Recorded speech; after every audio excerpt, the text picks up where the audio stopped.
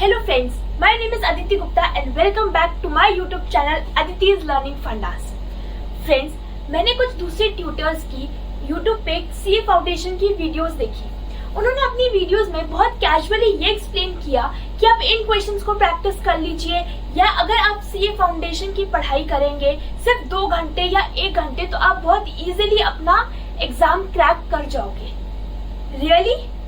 Is this a joke guys? Friends, मैंने अपनी previous video में भी इस बारे में बात करी थी, मैं इस वीडियो में भी बात करूंगी और मैं अपनी अपकमिंग वीडियोस में भी इस टॉपिक पे बात करूंगी। Friends, what is your motive? क्या सिर्फ सीए फाउंडेशन का एग्जाम क्लियर करना या सीए फाउंडेशन का एग्जाम अच्छे से क्लियर करना? Just give a thought to yourself guys, just keep a hand over your heart and ask what is your motive? Friends, I hope आपके दिल ने आपको जवाब दे दिया होगा। फ्रेंड्स, उन सब ट्यूटर्स का मोटिव सिर्फ ये है कि हमें अपने बच्चे का, जो हमसे पढ़ रहे हैं उनका हमें सिर्फ एग्जाम क्लियर करवाना है, और जो बच्चे वहां से पढ़ रहे हैं उनका भी सिर्फ मोटिव ये है कि बस एग्जाम क्लियर हो जाए जैसे तैसे, बस। क्या एग्जाम क्लियर करना is enough? Friends, let me ask you one more question कि आप लोग सीए फाउंडेशन का एग्जाम क्यों दे रहे हैं? Why?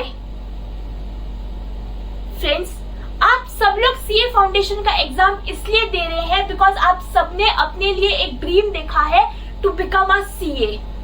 आप सबने अपने लिए एक गोल सेट किया है कि अपने नाम के आगे सीए वर्ड लगाना। क्या फ्रेंड्स, सिर्फ सीए फाउंडेशन का एग्जाम क्लियर करने से आप अपने ड्रीम को चेस कर लेंगे?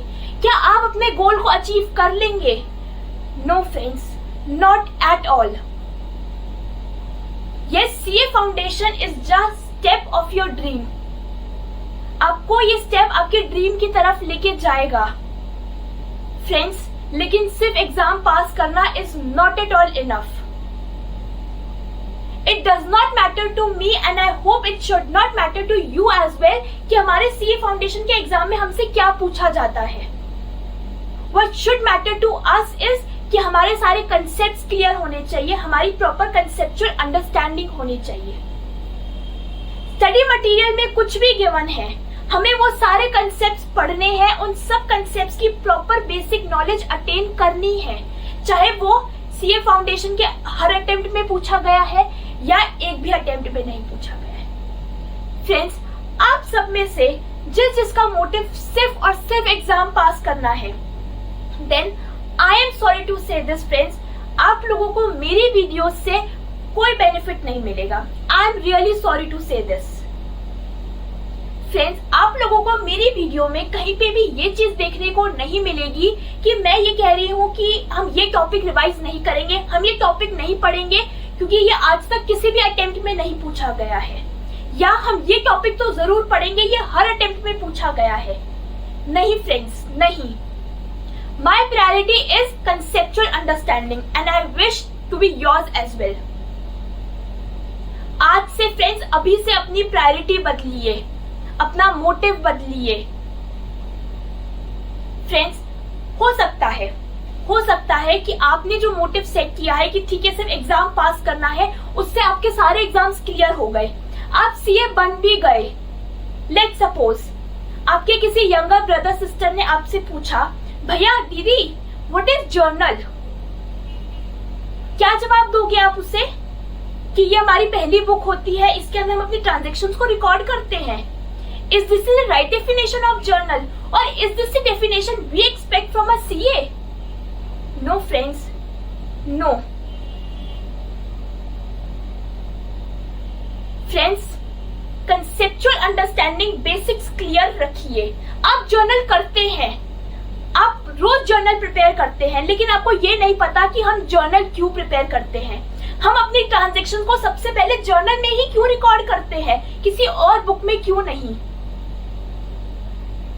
फ्रेंड्स, इन सब क्वेश्चंस के आंसर्स करिए अपने आप से, अपने बेसिक्स को क्लियर रखिए। अगर आप अपनी प्रायोरिटी कंसेप्चुअल अंडरस्टैंडिंग को बनाएंगे, I can assure you one thing very clearly कि आप सीए फाउंडेशन का एग्जाम भी इजीली क्रैक कर जाएंगे और आप अपना ड्रीम भी चेस कर जाएंगे। without any difficulty. I repeat, without any difficulty. Friends, I hope my words are clear to you all. Friends, failure is the opportunity to begin again more intelligently. I repeat, failure is the opportunity to begin again more intelligently. So, with this motivating thought, let's begin with our today's lecture. Friends, in this video, we will going to talk about Unit 3 Accounting Terminology of Chapter 1 Theoretical Framework of CA Foundation Accounts. Friends, let's just read the name of this unit once again. The name of this unit is Accounting Terminology. Friends, what is accounting? That we have discussed in Unit 1. Now, it's time to know what is the meaning of terminology. Friends, terminology means terms. Friends, in this unit, we will going to understand the basic definitions of some basic accounting terms that we use in our daily life. ऐसे बहुत सारी basic accounting terms है, जैसे कि assets, liabilities, cash equivalence, revenue, income, loss, expense, prepaid expense, expired cost, unexpired cost, current assets, current liabilities. क्या आप सब इन definitions का, इन वर्ड्स का, इन टर्म्स का मतलब जानते हैं? फ्रेंड्स, इस यूनिट में हम ऐसी ही कुछ इंपॉर्टेंट बेसिक टर्म्स की डेफिनेशन समझेंगे. फ्रेंड्स, इन सब टर्म्स को हम ग्लॉसरी भी बोलते हैं.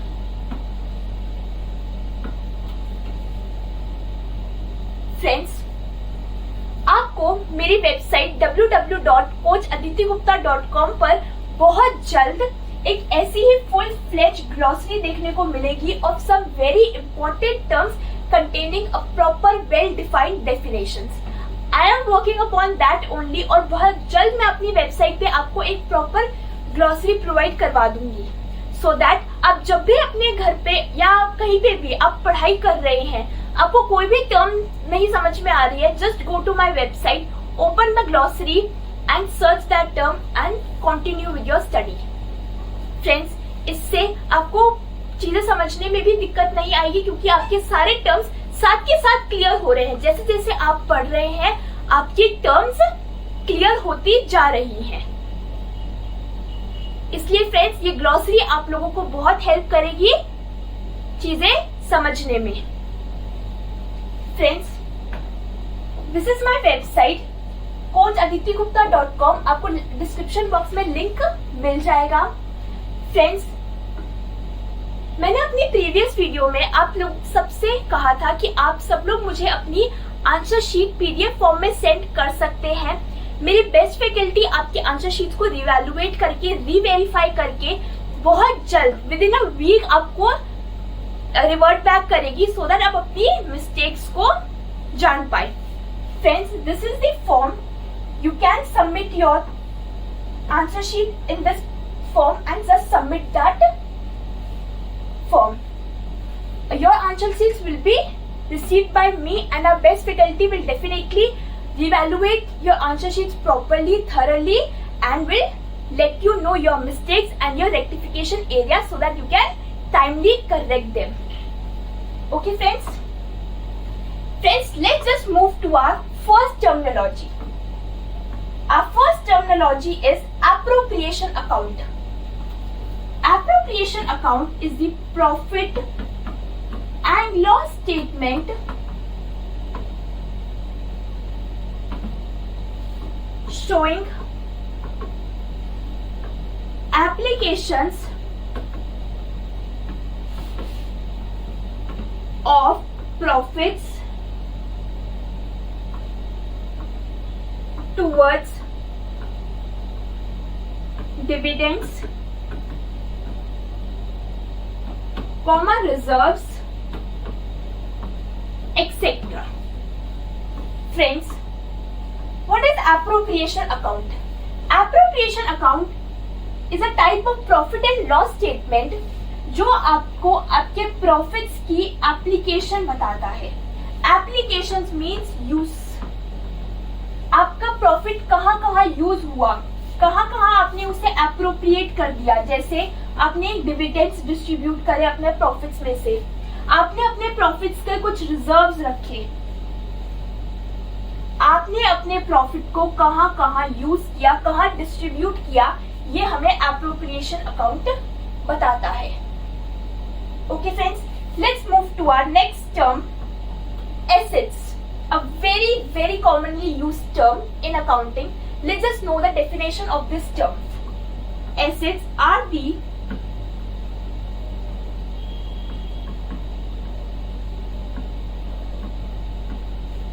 tangible objects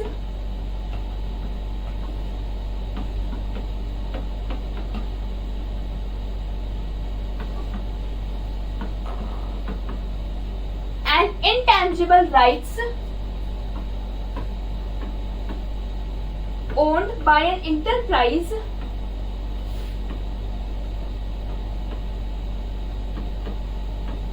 for future benefits.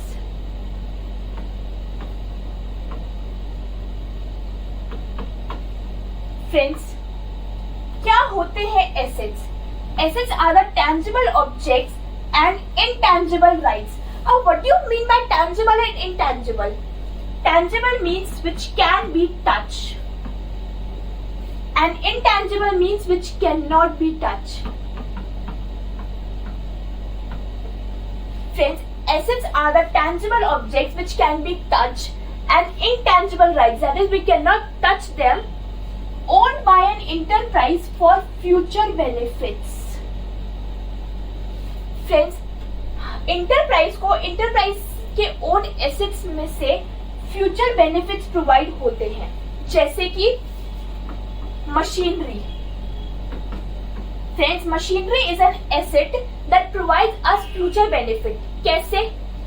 Machinery से हम आगे प्रोडक्शन करते हैं, मशीनरी हमें प्रोडक्शन में हेल्प करती है, जिससे हमें आगे फ्यूचर बेनिफिट्स मिलते हैं जब हम उस प्रोडक्शन को, उस प्रोडक्ट को सेल कर देते हैं मार्केट में और हमें रेवेन्यू मिलता है। Friends, machinery is an example of tangible objects. We can touch the machinery, right? Now what do you mean by intangible rights? ऐसे कौन से राइट्स होते हैं जिन्हें हम टच नहीं कर सकते? Can you think of? Friends, intellectual property rights. Intellectual property rights क्या होते हैं? फ्रेंड्स, आप सबने पेटेंट, कॉपीराइट, ट्रेडमार्क, इन सब का नाम सुना होगा। They are known as intangible rights. Friends, ये कुछ ऐसे राइट्स होते हैं जो जब आप अपनी किसी भी मटेरियल को लीगल प्रोटेक्ट करवा लेते हैं, मतलब आप उस चीज पे अपना राइट रख लेते हैं, उस चीज को आपके अलावा और कोई यूज नहीं कर सकता, only you have that right, उन्हें हम इंटैंजिबल राइट्स बोलते हैं। Patent, copyright are the example of intangible rights. Okay friends, I hope these two terms are clear. Let's move to our next term, bad debts. What do you mean by bad debts? Friends, debts owned by an enterprise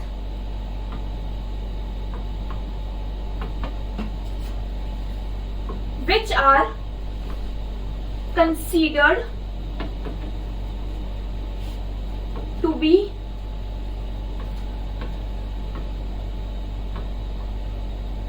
irrecoverable.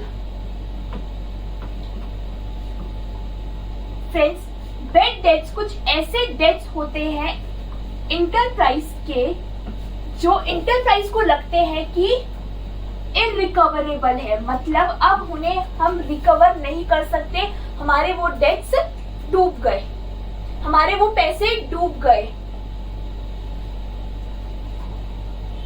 Friends, surety नहीं है कि वो डूब ही जाएंगे, हो सकता है कि वो बाद में रिकवर भी हो जाए, लेकिन अभी के लिए एट प्रेजेंट वो हमारे पैसे डूब गए, they are known as bad debts, हमारे वो डेट्स बैड हो गए, अब हम उन डेट्स को रिकवर नहीं कर सकते। Okay friends, let's move to our next terminology, bill of exchange. Bill of exchange is an instrument in writing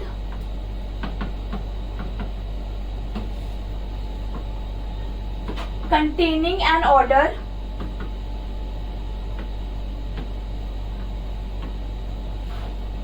directing a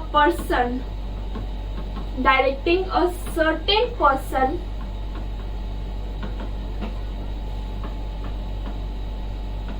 to pay a certain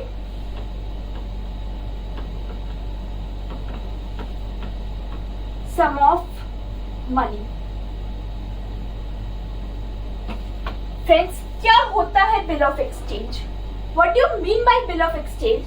Bill of exchange is an instrument जो writing में एक order कर देता है एक certain person को that he has to pay a certain sum of money.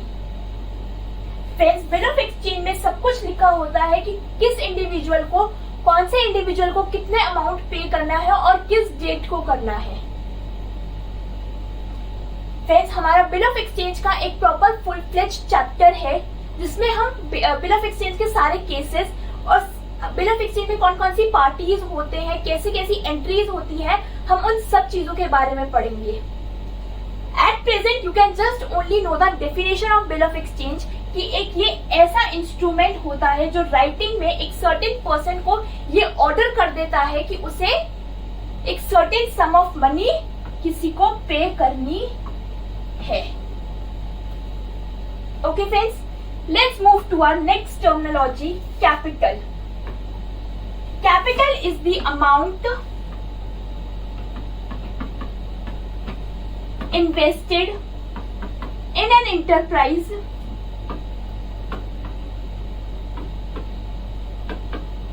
by its owner.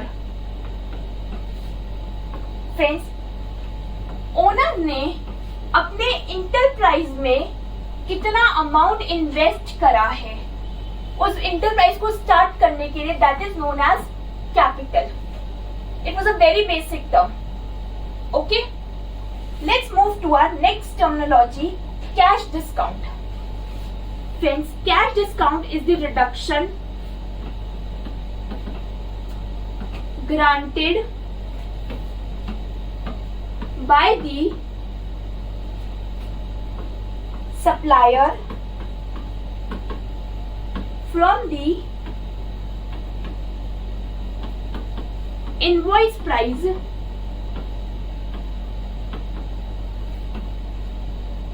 price considering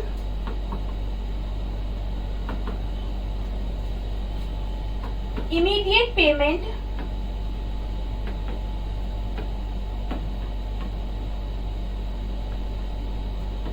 or within a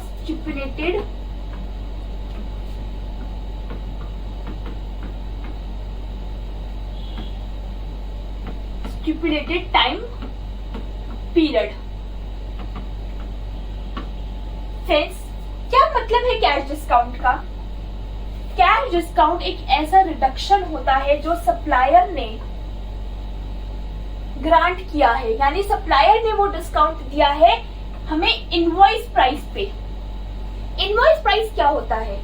friends, invoice price वो होता है जिस पे हमारी डील डन होती है, जिस प्राइस पे एक मैन्युफैक्चरर भी गुड सेल करने के लिए रेडी है और कस्टमर भी गुड परचेज करने के लिए रेडी है. बेसिकली जिस पे हमारा बिल, जिस अमाउंट पे हमारा बिल प्रिपेयर किया जाता है. ओके फ्रेंड्स, तो इनवॉइस प्राइस पे जब सप्लायर ने एक एक्स्ट्रा डिस्काउंट ग्रांट कर दिया, क्यों? क्योंकि उसे या तो इमीडिएट पेमेंट मिल गई कस्टमर से या फिर स्टिपुलेटेड टाइम पीरियड के अंदर मिल गई. स्टिपुलेटेड टाइम पीरियड मतलब डिसाइडेड टाइम पीरियड या रीजनेबल टाइम पीरियड के अंदर उसे पेमेंट मिल गई, इसलिए उसने खुश होके कस्टमर को अपनी तरफ से एक एक्स्ट्रा डिस्काउंट दिया, that is known as cash discount, जो उसने अपनी तरफ से दिया है, कस्टमर के कहने पे नहीं दिया है. ओके फ्रेंड्स, फ्रेंड्स इसका एग्जांपल हमारी एक next I guess last term है, उसमें हम आराम से इस चीजों को और भी डिटेल में पढ़ेंगे क्योंकि उसका उस टर्म के साथ लिंक है। ओके, तब हम इसका एग्जांपल बहुत ही डिटेल में वहां पढ़ेंगे।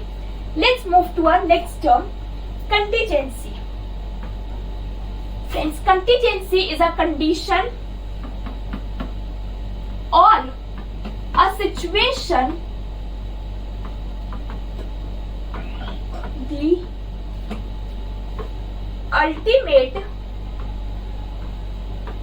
outcome of which gain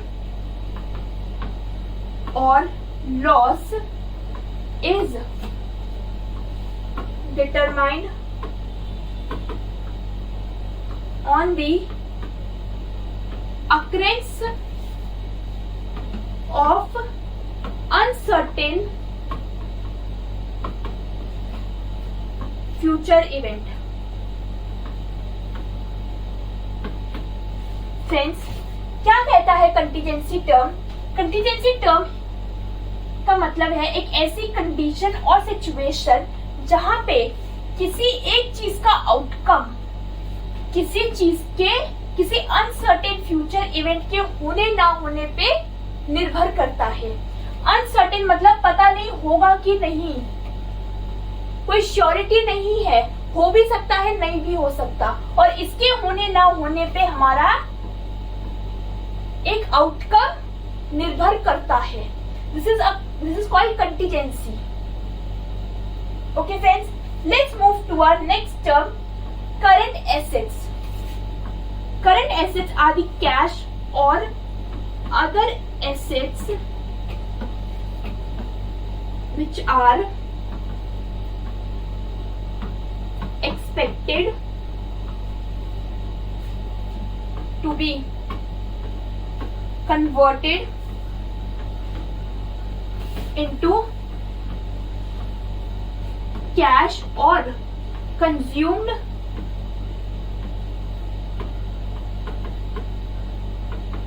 within a normal course of business.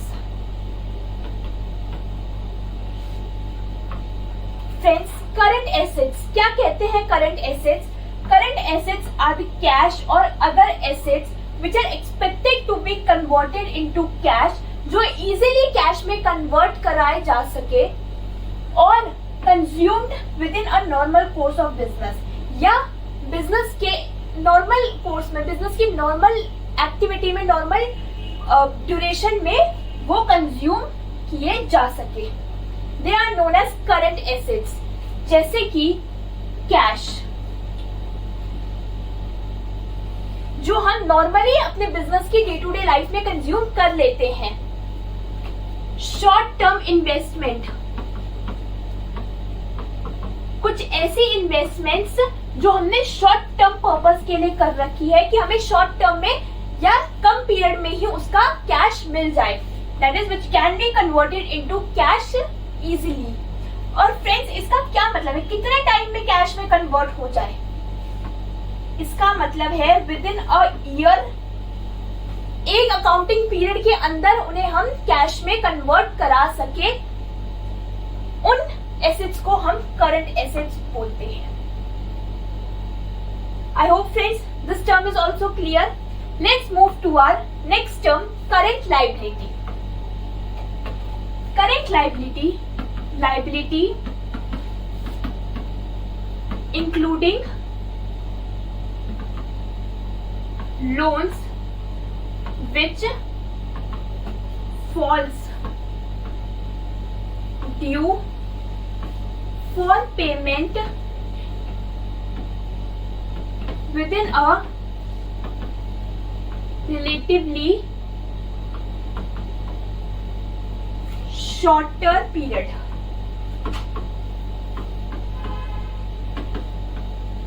Friends, क्या कहते हैं current liability?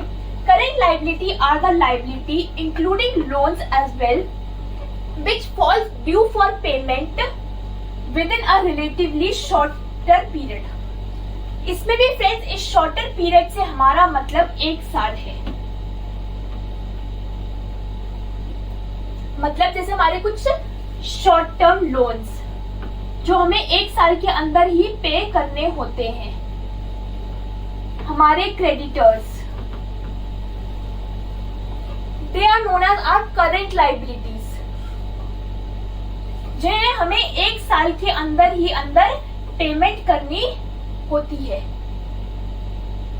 Okay friends, next terminology is deficit, that is the debit balance of profit and loss statement.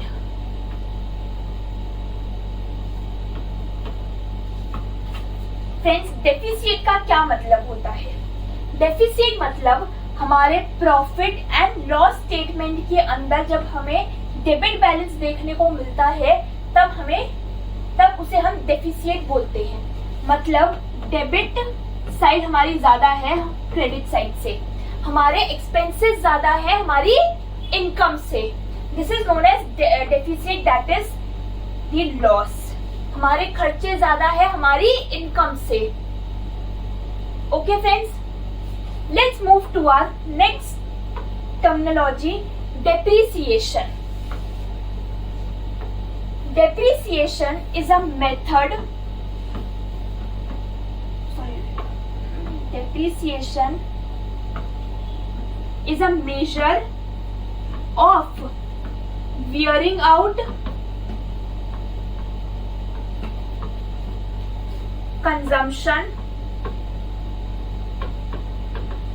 or other loss of value of asset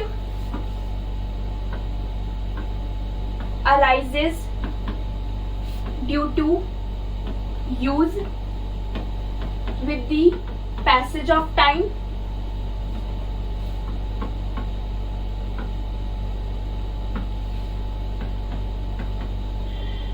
or obsolescence। Friends, depreciation का मतलब है कि wearing out, consumption और other laws of value of asset. मतलब हमारे asset की value में loss होना, हमारे एसेट की वैल्यू डिक्रीज होना। क्यों डिक्रीज होना? यूजेज की वजह से, हमने उसे कितना यूज किया उस वजह से, टाइम की वजह से। और obsolescence का क्या मतलब हुआ फ्रेंड्स? obsolescence का मतलब हुआ आउटडेटेड। हमारा एसेट आउटडेट हो गया, पुराना हो गया, आज के टाइम का नहीं रहा, वो टेक्नोलॉजी अब नहीं रही। इन 3 वजह से हमारा डेप्रिसिएशन होता है। आई रिपीट फ्रेंड्स, एसेट की यूसेज की वजह से, टाइम की वजह से और ऑब्सोलेसेंस मतलब एसेट आउटडेटेड होने की वजह से हमारे एसेट की वैल्यू में लॉस होता है, हमारे एसेट की वैल्यू डिक्रीज होती है। That is known as depreciation. हमारी एसेट की वैल्यू डेप्रिसिएट होना, हमारे एसेट की वैल्यू गिरना। Okay friends, let's move to our next term, depreciable assets. अब फ्रेंड्स, डेप्रिसिएशन कौन से एसेट्स पे लगता है? ऐसे कौन कौन से एसेट्स हैं जिन पे हम डेप्रिसिएशन लगाते हैं? Let's see. पहला, which are expected to be used more than one accounting period।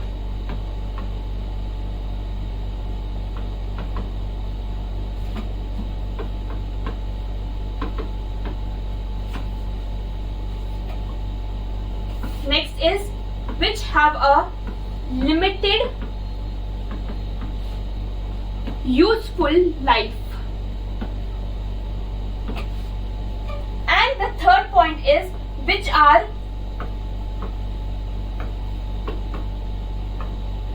held by the enterprise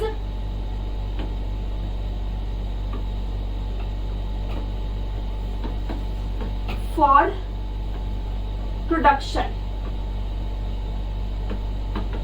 friends, हमारे कौन कौन से एसेट्स डेप्रिशिएट होते हैं जो हम ये एक्सपेक्ट करते हैं कि हम उन्हें more than 1 accounting period use करेंगे और जिनकी लिमिटेड यूजफुल लाइफ होती है।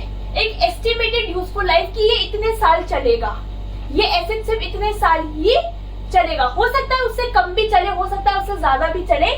एक लिमिटेड यूजफुल लाइफ है, एक एजम्पशन है कि इतने साल चलेगा, कोई फिक्स नहीं है ये useful life. And the third point is which are held by the enterprise for production. जो एंटरप्राइज ने उन एसेट्स को इसलिए रख रखा है, उन एसेट्स को इसलिए ओन कर रखा है ताकि वो हमें आगे प्रोडक्शन में हेल्प करे। अब लेट्स टेक एन एग्जांपल, जैसे मशीनरी। मशीनरी फ्रेंड्स, ऐसा तो है नहीं कि हमने इस अकाउंटिंग पीरियड में खरीदी तो हम नेक्स्ट अकाउंटिंग पीरियड में उसे सेल कर देंगे कि भाई बस एक ही साल मशीनरी, एक ही अकाउंटिंग पीरियड में यूज हो गई मशीनरी, हो गया मशीनरी का काम। नहीं, मशीनरी को हम एक से ज्यादा अकाउंटिंग पीरियड में यूज करते हैं। एक लिमिटेड यूजफुल लाइफ होती है, एक एक्सपेक्टेड यूजफुल लाइफ होती है कि ये मशीनरी इतने साल चल जाएगी, इतने साल हमें इस मशीनरी को दोबारा परचेज करने की नीड नहीं पड़ेगी। And the third is which are held by the enterprise for production. Machinery helps us in the production. Friends, machinery is one of the asset which depreciate. और एग्जांपल हम ले सकते हैं लैंड, बिल्डिंग, फर्नीचर।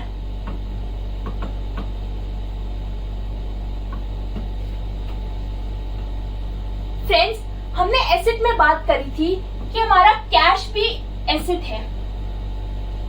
क्या cash हमारा depreciate होगा? Let's see वो इन 3 conditions को फुलफिल करता है या नहीं। क्या कैश हमारा एक अकाउंटिंग पीरियड से ज्यादा यूज होगा? नो फ्रेंड्स, हमारे इस अकाउंटिंग पीरियड में जो कैश है वो इसी अकाउंटिंग पीरियड में यूज होगा। नेक्स्ट अकाउंटिंग पीरियड के लिए हमारे पास दूसरा कैश आएगा, इसलिए कैश हमारा डेप्रिशिएट नहीं होता। Cash is not an example of depreciable asset क्योंकि वो इन कंडीशंस को फुलफिल नहीं करता है। Okay friends, let's move to our next point, that is diminishing balance method. Friends, this diminishing balance method is a method of depreciation. Let's see friend, ये मेथड क्या कहता है। लेट्स सपोज आपके पास एक मशीनरी है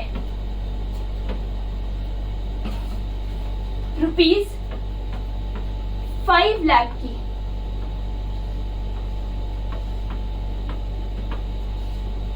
आपने उसके ऊपर 10% डेप्रिसिएशन लगाना है। ठीक है, 50,000 आपका डेप्रिसिएशन लग गया। आपकी वैल्यू आ गई मशीनरी की 4,50,000। अब फ्रेंड्स, आपको नेक्स्ट अकाउंटिंग पीरियड में भी डेप्रिसिएशन लगाना है, 10% का रेट सेम रहेगा। अब फ्रेंड्स, ये मेथड क्या कहता है कि हम डेप्रिसिएशन हमारी प्रेजेंट वैल्यू पे लगाएंगे। हमारे बुक्स में अभी हमारी मशीनरी की वैल्यू 4,50,000 है, हम इसका 10% निकालेंगे, इसका नहीं। हमने इसका 10% निकाल के 45,000 का डेप्रिसिएशन लगा दिया। अब जो वैल्यू आएगी नेक्स्ट ईयर दोबारा 10% इस वैल्यू का निकलेगा। ऐसे ही हम हमेशा अपनी प्रेजेंट वैल्यू पे डेप्रिसिएशन निकालेंगे, हमारी हिस्टोरिकल कॉस्ट पे नहीं। ये मेथड यही कहता है friends. The other name of this method is written down value method. Written down value method. Okay friends, let's move to our next term, expense. What do you mean by expense? It is the cost related to the operations of an accounting period. Friends, एक accounting period में हमने हमारे business operations के लिए, business activities के लिए जो भी कॉस्ट करी है, they are known as are expenses. I repeat, हमने एक अकाउंटिंग पीरियड में जितने भी बिजनेस ऑपरेशंस करे हैं उसमें हमने जो कॉस्ट इनकर करी है that is known as expenses. Okay friends, let's move to our next term, expired cost. Friends, expired cost क्या मतलब है? एक्सपायर्ड कॉस्ट का let's see. Portion of an expenditure that will not provide any future benefit. Friends, क्या मतलब है expired cost का? Expired cost वो portion है हमारे एक्सपेंडिचर का जो हमें अब आगे कोई और बेनिफिट फ्यूचर में प्रोवाइड नहीं करेगा। जैसे कि फॉर एग्जांपल आपने 2018-19 में एडवर्टीजमेंट के ऊपर कुछ एक्सपेंसेस करे।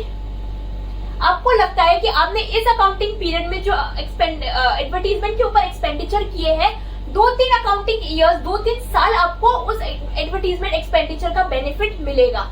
उस एडवर्टीजमेंट से आपके कस्टमर्स अट्रैक्ट होंगे। लेकिन नेक्स्ट ईयर आप देखते हैं कि पॉलिसी में कुछ चेंज आ गया। कुछ भी हो सकता है, कोई भी रीजन हो सकता है, लेकिन इस अकाउंटिंग पीरियड में आपको उस एडवर्टीजमेंट का बेनिफिट नहीं मिल रहा है, तो that is known as expired cost. कि हमारी वो कॉस्ट जो हमने एडवर्टीजमेंट के ऊपर खर्च करी थी उसका बेनिफिट अब नहीं प्रोवाइड हो रहा, तो वो हमारी कॉस्ट एक्सपायर हो चुकी है।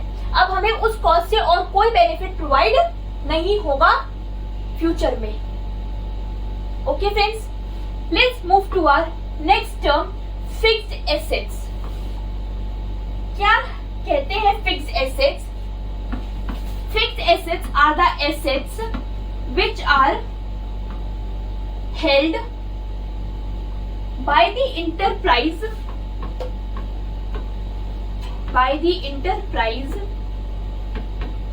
with the purpose of production.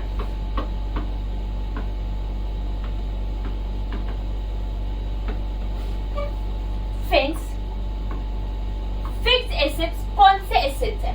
Fixed assets कुछ ऐसे एसेट्स है जो इंटरप्राइज ने हेल्ड कर रखे हैं प्रोडक्शन के लिए, रीसेल के लिए नहीं, प्रोडक्शन के लिए हेल्ड कर रखे हैं। The examples of fixed assets are machinery, furniture, building. Friends, ये एसेट्स बिजनेस ने रीसेल पर्पस के लिए नहीं खरीदे हैं, बल्कि इन तीनों एसेट्स की हेल्प से प्रोडक्शन हो सके प्रॉपरली, इसलिए बिजनेस ने इन्हें खरीदा है ताकि इनका प्रॉपर बेनिफिट उठा सके। Okay, let's move to our next term, goodwill. Goodwill is an intangible asset arises due to business connections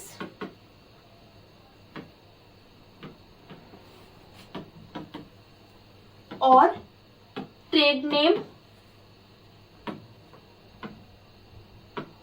or with the reputation of business.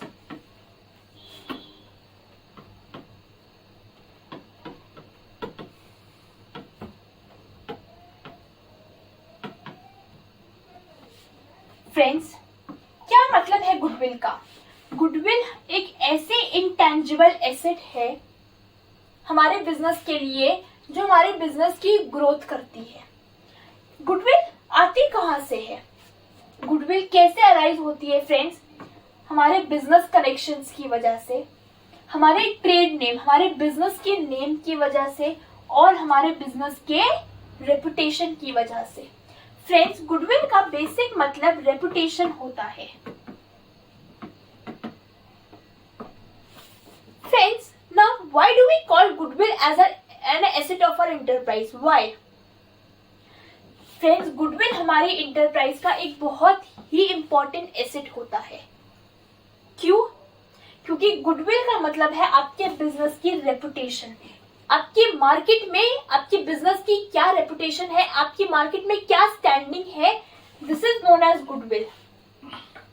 Market में एक बहुत ही अच्छी आपकी गुडविल है कि हाँ भाई, इस इंटरप्राइज की, ये इंटरप्राइज बहुत ही अच्छे से डील करता है, इसकी गुड्स की क्वालिटी बहुत ज्यादा अच्छी है, इसके प्राइसेस बहुत ही ज्यादा रीजनेबल है। Your goodwill in the market will help your customers to reach you, और आपके कस्टमर्स आपकी गुडविल की वजह से ही आपसे अटैच्ड रहेंगे। आपकी क्लाइंटेल आपकी गुडविल से बनेगी। इसलिए goodwill is a very important asset of an enterprise जो एंटरप्राइज की ग्रोथ में हेल्प करता है। Okay friends, let's move to our next terminology, intangible assets. Intangible assets are the assets which do not have physical existence. Friends, intangible assets, आप सबको पता है intangible का मतलब होता है which cannot be touched। तो intangible assets वो assets होते हैं जिनकी कोई physical existence नहीं होती, जिनकी कोई physical identity नहीं होती, वो फिजिकली एग्जिस्ट नहीं करते हैं, इसलिए हम उन्हें टच नहीं कर सकते और इसलिए वो इंटेंजिबल एसेट्स कहलाते हैं। जैसे कि patent, goodwill, copyright. Okay friends, let's move to our next terminology, liability. Liability is the financial obligation of an enterprise. Friends, क्या मतलब है liability का? Liability का मतलब है कि बिजनेस की, इंटरप्राइज की जो भी फाइनेंशियल ऑब्लिगेशंस है जिन लोगों के प्रति भी, जैसे क्रेडिटर्स, जैसे लोन्स, बैंक ओवरड्राफ्ट, जिन्हें हमें आज नहीं तो कल पेमेंट करनी ही है, जिन लोगों के प्रति हमारी एक फाइनेंशियल ऑब्लिगेशन है कि हाँ भाई, हम इन लोगों के ऑब्लाइज्ड हैं, हमें इन लोगों को पेमेंट करनी है, आज नहीं तो अगले साल, आज नहीं तो कल, लेकिन पेमेंट तो करनी ही है। इसलिए they all are considered as our liabilities. Okay friends, let's move to our next definition, that is obsolescence. Friends, when we were discussing the meaning of depreciation, तो हमने यहाँ पे obsolescence word का यूज किया, जिसका मतलब मैंने आपको outdated बताया था। Now it's time to understand the definition of obsolescence in a more deep way. Friends, obsolescence का क्या मतलब है? Obsolescence का मतलब है diminution in the value of an asset due to outdated. Friends, हमने वहां पर भी obsolescence का मतलब बात करी थी, आउटडेट होना, किसी भी चीज का आउटडेशन, टेक्नोलॉजी पुरानी हो गई, आउटडेटेड हो गई, अब ऐसी टेक्नोलॉजी नहीं चलती, ये बहुत पुरानी टेक्नोलॉजी हो गई। ऑब्सोलेसेंस की डेफिनेशन फ्रेंड्स यही कहती है किसी भी एसेट की वैल्यू में डिमिनिशन आना। डिमिनिशन मतलब लॉस आना या डिक्रीज आना। किस वजह से? आउटडेटेड होने की वजह से। Okay friends, let's move to our next terminology, preliminary expenses. Friends, preliminary expenses क्या होते हैं? Preliminary expenses are the expenses related to the formation of an enterprise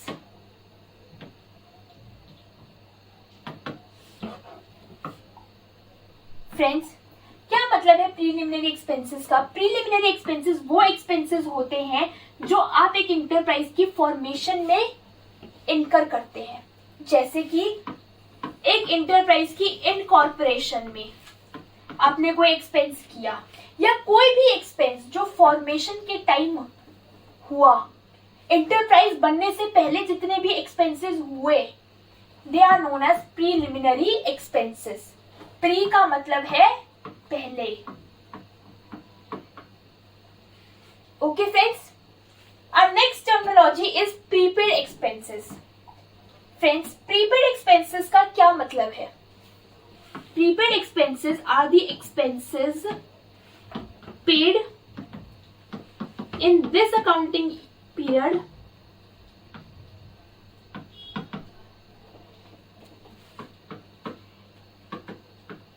and their benefit will accrue in the subsequent accounting period.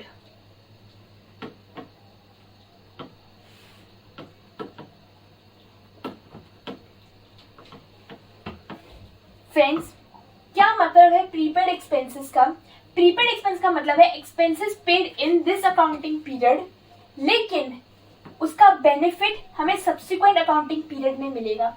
Subsequent का मतलब है next. हमने जिस accounting period में उस बेनिफिट के का एक्सपेंस किया है, उस अकाउंटिंग पीरियड के नेक्स्ट अकाउंटिंग पीरियड में हमें उसका बेनिफिट मिलेगा।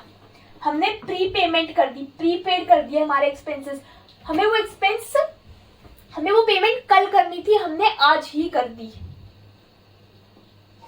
ओके फ्रेंड्स, लेट्स सपोज 2018-19 में आपने ₹50,000 पे करे रेंट के।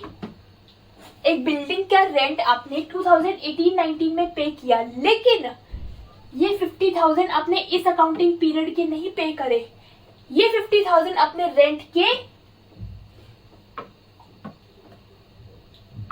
2019-20 के अकाउंटिंग पीरियड के लिए पे करे हैं। आई रिपीट फ्रेंड्स, आपने 2018-19 में 50,000 रुपीज रेंट के पे करे, लेकिन आपने 2018-19 के लिए नहीं पे करे, आपने 19-20 के लिए पे करे हैं। This is your prepaid expense. कि आपने बिल्डिंग का रेंट तो इस अकाउंटिंग पीरियड में पे कर दिया, लेकिन उस बिल्डिंग को आप इस अकाउंटिंग पीरियड में यूज करेंगे, उस बिल्डिंग का बेनिफिट आप इस अकाउंटिंग पीरियड में यूज करेंगे। This is the asset of an enterprise friends. कि आपको जो पेमेंट अगले साल करनी थी आपने आज ही कर दी, अब आपको अगले साल उस चीज का बर्डन नहीं लगेगा। अगले साल आपको वो पेमेंट नहीं करनी क्योंकि आपने अभी ही कर दी। Okay friends, let's move to our next term, that is provision for doubtful debts. क्या मतलब है provision for doubtful debts का? Provision for doubtful debts का मतलब है provision made for the debts considered doubtful recovery. Friends, क्या मतलब है प्रोविजन फॉर डाउटफुल डेट्स का? कि हमने एक प्रोविजन क्रिएट कर लिया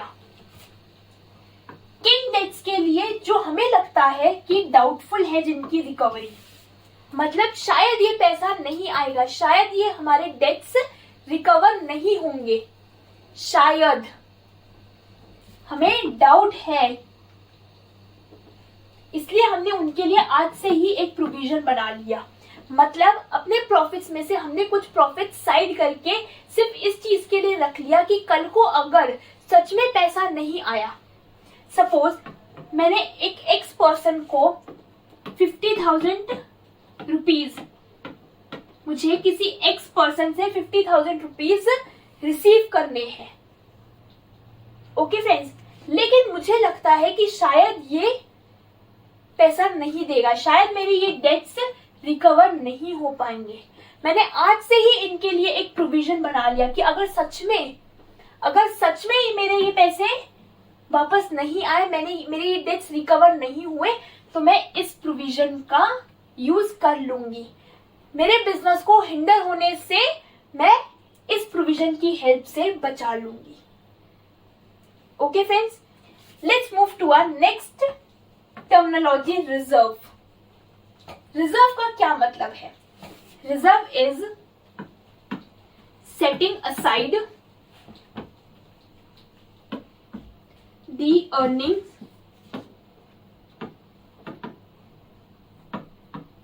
या income of an enterprise by the management. Friends, क्या मतलब है रिजर्व का? रिजर्व का मतलब है कि हमने अपनी अर्निंग्स, अपनी इनकम में से कुछ पैसा असाइड करके, कुछ पैसा अलग करके रख लिया। मतलब मैनेजमेंट ने कुछ पैसा अलग करके रख लिया हमारी अर्निंग्स, हमारी इनकम में से, किसी फ्यूचर लॉस के लिए, किसी फ्यूचर अनसर्टेन इवेंट के लिए, ताकि हमारे बिजनेस में लॉस ना हो। वो रिजर्व हम यूज कर सके अपने लॉस को रिकवर करने के लिए। फ्रेंड्स, रिजर्व दो तरह के बनते हैं, पहला जर्नल, दूसरा स्पेसिफिक। लेट्स सपोज मैंने स्पेसिफिक रिजर्व बनाया, किस पर्पस के लिए? कि अगर मेरे इंटरप्राइज में फायर की वजह से कोई भी लॉस होगा तो मैं ये स्पेसिफिक रिजर्व यूज करूंगा। फ्रेंड्स, तो ये वाला रिजर्व हम सिर्फ तभी यूज कर सकते हैं जब फायर की वजह से हमारे इंटरप्राइज में कोई भी लॉस होगा, और किसी XYZ रीजंस के लिए ये वाला रिजर्व यूज नहीं करा जाएगा। उस रिजर्व का यूज स्पेसिफिक कर दिया गया है कि सिर्फ फायर की वजह से अगर हमारे इंटरप्राइज में कोई लॉस होगा तो ही हम इस रिजर्व को यूज करेंगे। और दूसरा है जर्नल रिजर्व, जिसका किस पर्पस के लिए यूज किया जाएगा ये डिसाइड नहीं किया गया, जर्नली रखा गया। कोई भी रीजन की वजह से कोई भी लॉस होगा तो हम इस रिजर्व को यूज करेंगे। रीजन मैटर नहीं करता, लेकिन स्पेसिफिक रिजर्व में रीजन मैटर करता है कि किस रीजन की वजह से हमारे इंटरप्राइज में लॉस हुआ है। Okay friends, let's move to our next topic, next terminology, that is revenue और इनकम। फ्रेंड्स, रेवेन्यू और income, that is the gross inflow of cash arised in the normal course of business। Friends, क्या मतलब है revenue और income का? Revenue और income का मतलब है inflow of cash in the normal course of business. हमारे बिजनेस की normal day to day life में या नॉर्मल पीरियड में अगर हमारे पास कोई कैश आया है, कोई कैश का इनफ्लो मतलब हमारे पास आना, इज नोन एज रेवेन्यू। वो इनफ्लो हमारे लिए, हमारे इंटरप्राइज के लिए रेवेन्यू है, हमारे इंटरप्राइज की इनकम है। लेकिन वो हमारे बिजनेस के नॉर्मल कोर्स में, हमारे बिजनेस की ड्यूरेशन में, हमारी बिजनेस की लाइफ में ही आना चाहिए। Okay friends, next topic is surplus. Surplus is the credit balance of profit and loss statement.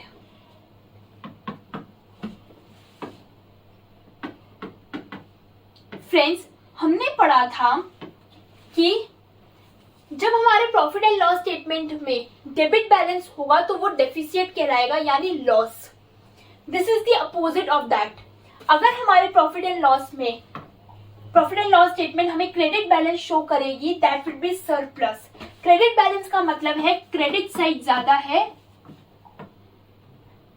Debit side से, मतलब हमारी इनकम ज्यादा है हमारे एक्सपेंसेस से, जो एक ही बहुत ही ज्यादा स्टेबल कंडीशन है, जो कंडीशन हर इंटरप्राइज चाहता है कि ये कंडीशन ही होनी चाहिए, हमारे इनकम्स ज्यादा होने चाहिए हमारे एक्सपेंसेस से।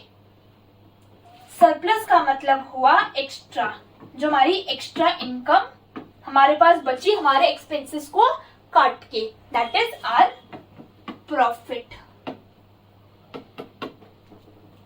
Okay friends, let's move to our next terminology, that is straight line method. Friends, this is also a method of depreciation. Let's understand this method as well with the help of an example.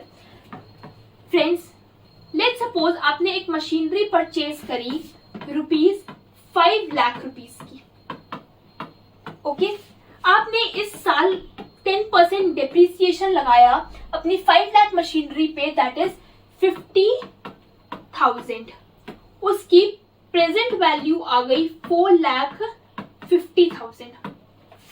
अब friends, जो हमने पहला method पढ़ा था, that is diminishing balance method, उसमें हमने पढ़ा था कि हम हमेशा प्रेजेंट वैल्यू के ऊपर अपना डेप्रिसिएशन कैलकुलेट करेंगे। ओके, अब स्ट्रेट लाइन मेथड क्या कहता है?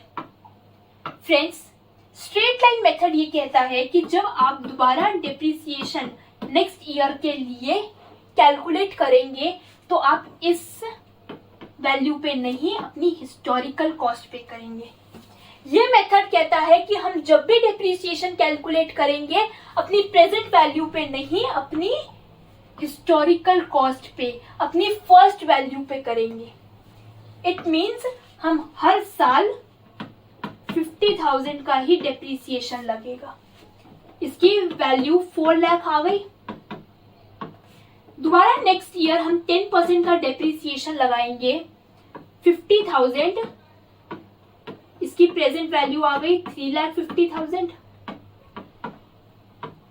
और ऐसे ही चलता रहेगा। I repeat friends, straight line method के अंदर हम अपनी हिस्टोरिकल कॉस्ट के ऊपर डेप्रिसिएशन कैलकुलेट करते हैं एवरी ईयर, और diminishing balance method, that is return down value method में हम अपनी प्रेजेंट वैल्यू, जो हर बार हमारी प्रेजेंट वैल्यू आएगी उसके ऊपर डेप्रिसिएशन काउंट करते हैं। Okay friends, let's move to our next term, that is sundry creditors, trade creditors and trade payables. Friends, sundry creditors, trade creditors और ट्रेड पेबल्स का क्या मतलब है? Amount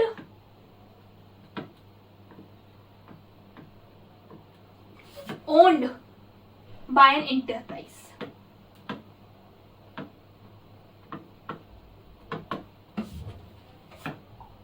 friends, sundry creditors, trade creditors और trade payables का मतलब है enterprise ने जितना जो अमाउंट ओन कर रखे हैं।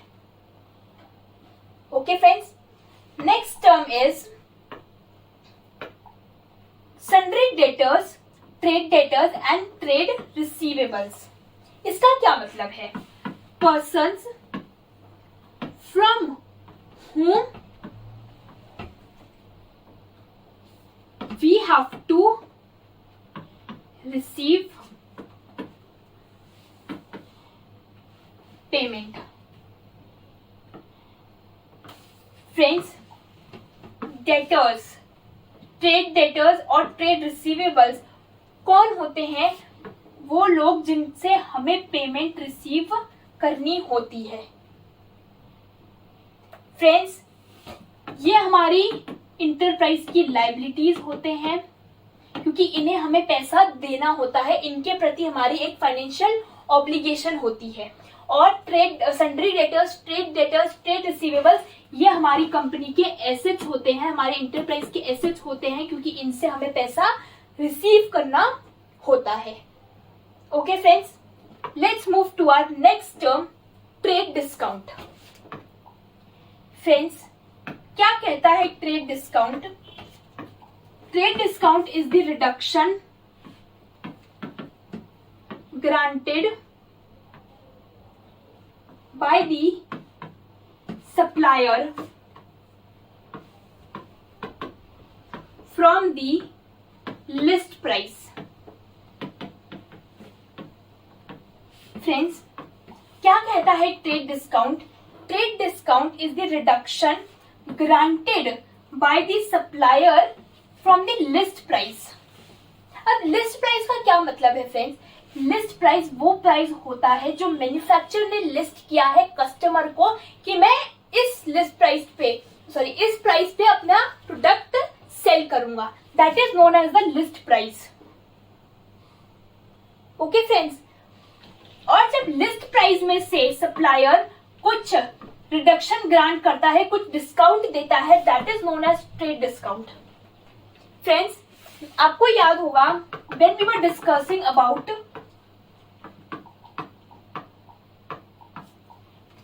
कैश डिस्काउंट, तो मैंने आपसे कहा था कि हम अपनी लास्ट टर्म में कैश डिस्काउंट इनवॉइस प्राइस का एक अच्छा एग्जांपल लेंगे। So let's now discuss friends. Now let's take an example to understand cash discount, invoice price, trade discount and list price. Okay, let's see. For example friends, एक manufacturer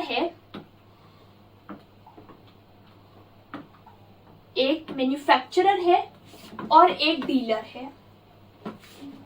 friends, manufacturer ने कहा कि मैं आपको 5 लाख पे बेचूंगा goods. It doesn't matter friends कि क्या गुड्स बेच रहा है, कितनी क्वांटिटी, वो मैटर नहीं करता। हमें मैटर करता है कि मैन्युफैक्चरर ने बोला है कि मैं 5 लाख पे अपनी गुड्स आपको सेल करूंगा। फ्रेंड्स, बट डीलर ने मना कर दिया। डीलर ने बोला कि मैं 5 लाख पे आपके गुड्स नहीं खरीदूंगा, मैं आपके गुड्स 4,80,000 पे खरीदूंगा। Are you ready to sell the goods at this price? Manufacturer ने कहा कि ओके फाइन, मैं इस प्राइस पे अपने गुड्स सेल करने के लिए तैयार हूं। डीलर भी इस प्राइस पे अपने गुड्स सेल करने के लिए तैयार है। ओके फ्रेंड्स, सो 20,000 हमारा एक ही डिस्काउंट आया। ओके, अब ये ट्रेड डिस्काउंट है, कैश डिस्काउंट है, इसके बारे में हम अभी बात करेंगे, लेकिन 20,000 का एक डिस्काउंट डीलर ने रिसीव किया। ओके फ्रेंड्स, अब लेट्स सी, डील हो गई 4,80,000 के ऊपर। फाइन, डीलर ने कहा कि मैं आपको 3-4 दिन बाद पेमेंट कर दूंगा, मैं आपको पूरी 4,80,000 की पेमेंट 3-4 दिन में कर दूंगा। लेकिन मैन्युफैक्चरर को अभी पेमेंट की नीड थी। मैन्युफैक्चरर ने क्या बोला कि अगर आप मुझे अभी की अभी इमीडिएटली पूरी पेमेंट कर देते हो तो मैं आपको 10,000 का अपनी तरफ से एक्स्ट्रा डिस्काउंट दूंगा। अगर आप मुझे अभी की अभी इमीडिएटली पेमेंट कर देते हो तो मैं 10,000 आपको अपनी तरफ से अभी एक्स्ट्रा डिस्काउंट दूंगा। डीलर को लगा कि ये एक अच्छी डील है, एक अच्छा टाइम है, 10,000 का मुझे एक्स्ट्रा बेनिफिट मिल जाएगा अगर मैं अभी पूरी पेमेंट कर देता हूं। डीलर मान गया, ठीक है, एक और डिस्काउंट मिल गया 10,000 रुपीज का। अल्टीमेटली डीलर ने कितना अमाउंट पे किया मैन्युफैक्चरर को? 4,70,000। नाउ लेट्स सी फ्रेंड्स कि हमारा cash discount, invoice price, break discount और लिस्ट प्राइस कौन कौन सा है। फ्रेंड्स 5 लाख पे मैन्युफैक्चरर ने डीलर को अपने गुड्स का प्राइस लिस्ट किया। 5 lakh is our list price, जिस प्राइस के ऊपर डीलर मैन्युफैक्चरर ने डीलर से कहा कि मैं इस प्राइस पे अपने गुड्स को आपको सेल करूंगा, लेकिन dealer was not ready to purchase at this price. Manufacturer ने और डिस्काउंट दिया, चलो 20,000 का discount. This discount is known as trade discount, जो लिस्ट प्राइस के ऊपर 5 लाख के ऊपर दिया गया है। Okay friends, and this 4,80,000 is our invoice price, जिसके ऊपर डीलर और मैन्युफैक्चरर दोनों डील करने के लिए रेडी हो गए थे। 4,80,000 पे manufacturer was also ready to sell the goods and dealer was also ready to purchase the goods. Okay, and this 10,000 is known as cash discount, जो मैन्युफैक्चरर ने दिया डीलर को अपनी तरफ से, अपनी मर्जी से इमीडिएट कैश रिसीव करने पर। आई होप फ्रेंड्स आपको इन चारों टर्म्स में बहुत ही अच्छे से डिफरेंस पता चल गया होगा। फ्रेंड्स ट्रेड डिस्काउंट डीलर अपनी मर्जी से करता है, इसे हम बार्गेनिंग भी कह सकते हैं कि डीलर ने बार्गेन करके 4,80,000 पर आया। और कैश डिस्काउंट मैन्युफैक्चरर अपनी विल पर देता है डीलर को खुश करने के लिए कि चलो आपने मुझे इमीडिएट पेमेंट करी, मैं आपको अपनी तरफ से एक्स्ट्रा बेनिफिट, एक्स्ट्रा डिस्काउंट दे रहा हूं। Okay friends, I hope this all 4 terms are clear to you all. Now let's just understand the last terminology of this unit.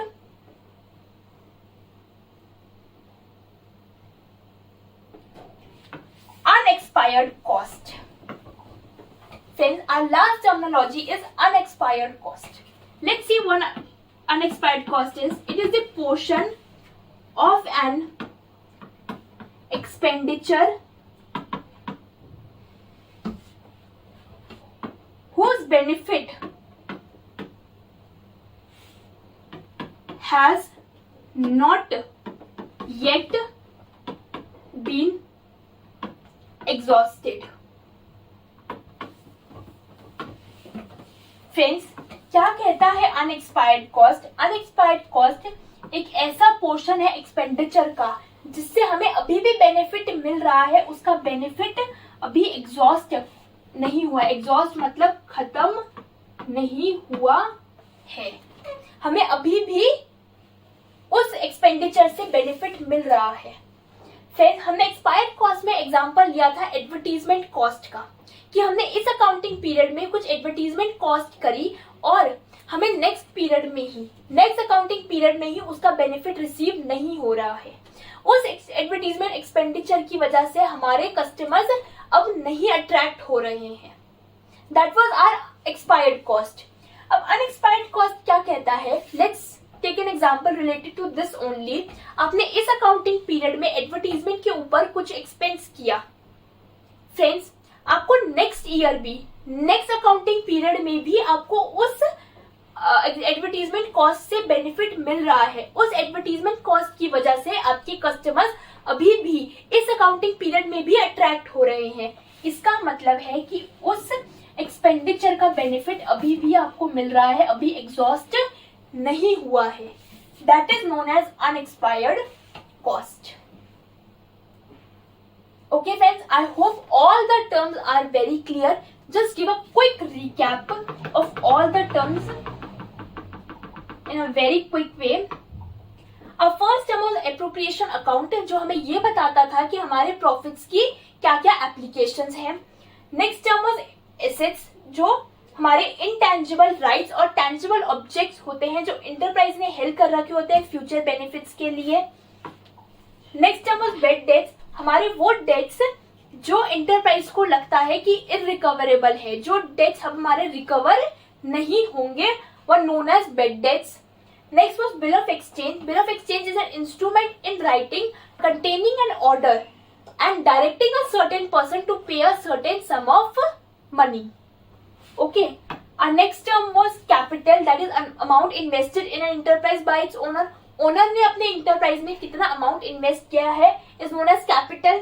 Okay, next was cash discount, जो invoice price पे supplier अपनी तरफ से कुछ discount provide करता है immediate payment receive करने पर या फिर एक रीजनेबल स्टिपुलेटेड टाइम पीरियड के अंदर पेमेंट रिसीव करने पर. Okay friends, next was contingency. Contingency एक ऐसी कंडीशन या एक ऐसी सिचुएशन थी जहां किसी एक चीज का आउटकम किसी चीज के होने ना होने पर निर्भर करता था. ओके, करंट एसेट्स वो एसेट्स होते हैं जो इजीली कैश में कन्वर्ट हो सकते हैं. आई रिपीट, जो एक साल के अंदर कैश में कन्वर्ट हो सकते हैं या फिर बिजनेस के नॉर्मल ड्यूरेशन में कंज्यूम किए जा सकते हैं. Okay, current liability. Current liability मतलब जो एक साल के अंदर ड्यू हो जाती है, मतलब एक साल के अंदर हमें जिन लाइबिलिटीज की पेमेंट करनी होती है उन्हें हम करंट लाइबिलिटीज बोलते हैं. नेक्स्ट वाज डेफिसिट, जब हमारा प्रॉफिट एंड लॉस स्टेटमेंट हमें डेबिट बैलेंस शो करता है, मतलब डेबिट साइड हमारी ज्यादा है क्रेडिट साइड से. ओके, और next was depreciation. Depreciation is measure of wearing out, consumption or other loss of value of asset arises due to loss with the passage of time or obsolescence. मतलब हमारे asset की value में loss आना, हमारे asset की value depreciate करना किन वजह से, यूसेज की वजह से, टाइम की वजह से और हमारी एसेट ऑब्सोलीट होने की वजह से, मतलब हमारी एसेट आउटडेट होने की वजह से. Okay, our next term was depreciable assets. Depreciable assets were the assets जिनके ऊपर हम depreciation लगाते हैं, जो इन 3 कंडीशंस को फुलफिल करते हैं. क्या कौन कौन सी कंडीशंस थी? जो हम एक अकाउंटिंग पीरियड से ज्यादा यूज करते हैं, जिनकी एक लिमिटेड यूजफुल लाइफ होती है, जो इंटरप्राइज ने प्रोडक्शन के पर्पस से एक्वायर कर रखे होते हैं. हमने डेप्रिसिएबल एसेट्स में एग्जांपल्स लिए थे machinery, sorry friends, land is not a depreciable assets. I'm sorry, मैंने बाय मिस्टेक लिख दिया होगा फ्रेंड्स. लैंड की वैल्यू हमारी डेप्रिशिएट नहीं करती है. क्यों नहीं करती है? ठीक है, लैंड हम एक अकाउंटिंग पीरियड से ज्यादा यूज कर सकते हैं. क्या लैंड की एक लिमिटेड यूजफुल लाइफ है? फ्रेंड्स, लैंड, उसके ऊपर एक खाली लैंड है, मतलब उसकी कोई लिमिटेड यूजफुल लाइफ नहीं है, उसको आप कितने साल भी यूज कर सकते हैं.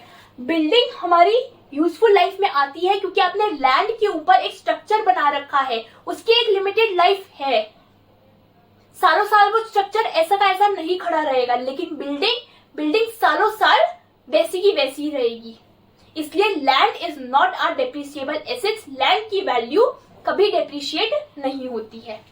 Okay friends, next term was diminishing balance method, जो ये कहता था कि हमेशा हम डेप्रिसिएशन हमारी प्रेजेंट वैल्यू के ऊपर लगाएंगे, हमारी हिस्टोरिकल कॉस्ट के ऊपर नहीं. Okay, next was expense. जो भी हमने बिजनेस की एक अकाउंटिंग पीरियड में कुछ बिजनेस के ऑपरेशंस पर जो भी हमने कॉस्ट इनकर करी है वो हम एक्सपेंस कंसीडर करते थे. एक्सपायर्ड कॉस्ट, कोई ऐसा एक्सपेंडिचर जिसका बेनिफिट अब हमें नहीं मिलेगा, फ्यूचर में जिसका हमें बेनिफिट प्रोवाइड नहीं होगा अब. Okay, next was fixed assets, जो बिजनेस ने हेल्ड कर रखे हैं रीसेल पर्पस के लिए नहीं, प्रोडक्शन के पर्पस के लिए. Next was goodwill. गुडविल एक ऐसी इंटेंजिबल एसेट्स है जो हमारे बिजनेस कनेक्शंस, हमारे बिजनेस नेम या हमारी बिजनेस की रेपुटेशन की वजह से अराइज होती है. Next was intangible assets. Intangible assets वो एसेट्स होते हैं जिनकी कोई फिजिकल एग्जिस्टेंस, कोई फिजिकल आइडेंटिटी नहीं होती है, उन्हें हम टच नहीं कर सकते. Next was liability. लाइबिलिटी मतलब किसी भी चीज के प्रति जब इंटरप्राइज की कोई फाइनेंशियल ऑब्लिगेशन होती है तो वो हमारे इंटरप्राइज के लिए लाइबिलिटी है. ओके, नेक्स्ट वॉज ऑब्सोलेसेंस, मतलब हमारे एसेट की वैल्यू में डेप्रिशिएट होना, हमारे एसेट की वैल्यू में लॉस आना किस वजह से, आउटडेट होने की वजह से. हमारा एसेट आउटडेट हो गया, इसकी वजह से हमारे एसेट की वैल्यू में कोई भी डिक्रीज आना is known as obsolescence.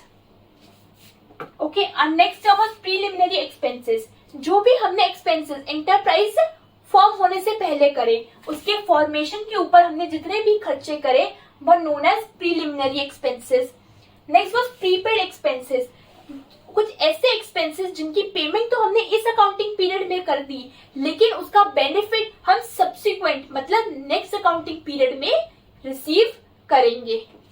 Okay friends, next was provision for doubtful debts. कुछ ऐसे डेट्स के लिए एक प्रोविजन क्रिएट कर लेना जिन्हें हमें लगता है कि इनरिकवरेबल है, हमें डाउट है कि इन डेट्स को हम रिकवर नहीं करेंगे, उनके लिए हमने एक प्रोविजन बना लिया to stay at a safer side, ताकि अब हमारा बिजनेस हिंडर ना हो, हम उस लॉस को रिकवर कर सके। नेक्स्ट वाज रिजर्व, मतलब हमारी अर्निंग्स, हमारे इनकम, हमारे रेवेन्यू में से जब मैनेजमेंट कुछ थोड़ा सा कोई पोर्शन साइड रख लेती है किसी भी आने वाले लॉस को कवर करने के लिए, उसे हम रिजर्व कहते हैं। Okay friends, next was revenue income. हमारे बिजनेस की नॉर्मल कोर्स में, normal day to day life में हमारे पास जितना भी कैश का इनफ्लो आया है, जितना भी कैश हमारे पास आया है, इज नोन एज रेवेन्यू और इनकम। सोर्स कोई भी हो सकता है, कैश आया it means it is an revenue for an enterprise. Next was surplus, जो हमारे प्रॉफिट एंड लॉस स्टेटमेंट में जब हमें क्रेडिट बैलेंस दिखता है, मतलब क्रेडिट साइड ज्यादा डेबिट साइड से, that is known as surplus. Okay, next was straight line method, जो ये कहता है कि हम एवरी ईयर डेप्रिसिएशन हमारी हिस्टोरिकल कॉस्ट के ऊपर कैलकुलेट करेंगे, मतलब हमारे डेप्रिसिएशन की वैल्यू हर जगह हर ईयर में सेम रहेगी जब तक ये रेट सेम है। Okay friends, next was sundry creditors, trade creditors and trade pebbles. ये हमारे इंटरप्राइज की लायबिलिटी है, मतलब हमारे इंटरप्राइज को इन लोगों को पैसा देना है, इनके प्रति हमारी एक फाइनेंशियल ऑब्लिगेशन है। Next was sundry debtors, trade receivables. जिन लोगों से हमें पैसा रिसीव करना है, इंटरप्राइज को जिन लोगों से पैसा रिसीव करना है, are known as debtors of an enterprise. ये हमारी इंटरप्राइज के एसेट होते हैं। Okay friends, next was trade discount. जब हमें सप्लायर हमारे लिस्ट प्राइस पर हमें कोई रिडक्शन या कोई डिस्काउंट देता है, तो वो उसे हम ट्रेड डिस्काउंट कहते हैं। And our last term was unexpired cost, मतलब किसी भी हमारे एक्सपेंडिचर, कोई ऐसा एक्सपेंडिचर जिसका बेनिफिट हम अभी भी यूज कर रहे हैं, हमें जिस चीज का बेनिफिट अभी भी मिल रहा है, उसका बेनिफिट अभी एग्जॉस्ट नहीं हुआ है, वो हमारा अनएक्सपायर्ड कॉस्ट कहलाता था। Okay friends, I hope all the terms are very clear. Now let's just move to our question and answer. Friends, the question for this video is, what is the other name of written down value method?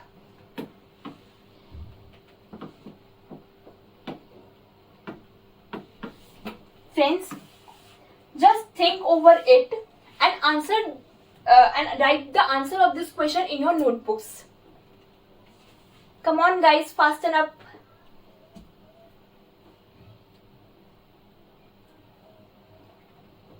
Let's know the answer of this question, guys. The answer of this question is, let's just first read the question once again. What is the other name of written down value method? Friends,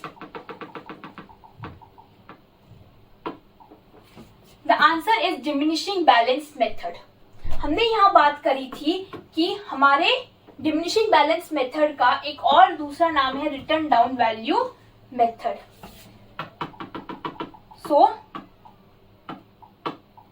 the answer of this question is diminishing balance method.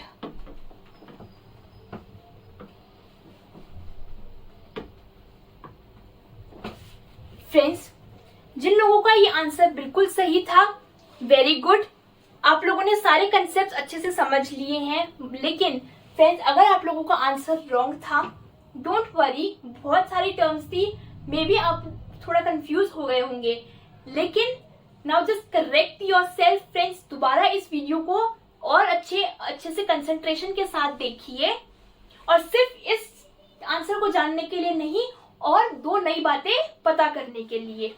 और friends, जिनको इस question का answer बिल्कुल भी नहीं आया, friends please you also watch this video again with full concentration and full energy. Okay friends, हमने इस वीडियो में बहुत सारी इंपॉर्टेंट बेसिक अकाउंटिंग टर्म्स के बारे में बात करी। फ्रेंड्स, इन सब टर्म्स की आपको वेल डिफाइंड डेफिनेशंस पता होनी चाहिए, आपको इन सब टर्म्स की डेफिनेशंस अच्छे से याद होनी चाहिए। सो प्लीज फ्रेंड्स, दोबारा इस वीडियो को अच्छे से देखिए, दोबारा और कंसंट्रेशन के साथ देखिए, ताकि कोई भी छोटी सी छोटी बात भी आपकी मिस ना हुई हो। ओके फ्रेंड्स, इस सारी टर्म्स के प्रॉपर नोट्स बनाइए, प्रॉपरली अच्छे से इन सारी टर्म्स को याद करिए, समझिए। ओके फ्रेंड्स, और अगर आप लोगों को कोई भी क्वेरी फ्रेंड्स, तो आप लोग कमेंट ड्रॉप कर सकते हैं कमेंट सेक्शन में। I will definitely respond to your query, and if you want to give me any suggestion, any improvement, then you can give a comment. Friends, I will definitely work upon that. हो सकता है friends मुझसे भी कुछ गलतियां हुई हो सकता है मैंने कोई चीज आपको ऐसे समझाई हो कि आपको समझ में नहीं आई हो। It may be friends. I will wait for your improving suggestions and I will definitely work upon that. Thank you so much guys. Just don't forget to like and subscribe to my channel and press the bell icon so that अब मैं आपको अपनी website और अपनी new videos की notifications time to time देती रहूं। Thank you so much guys.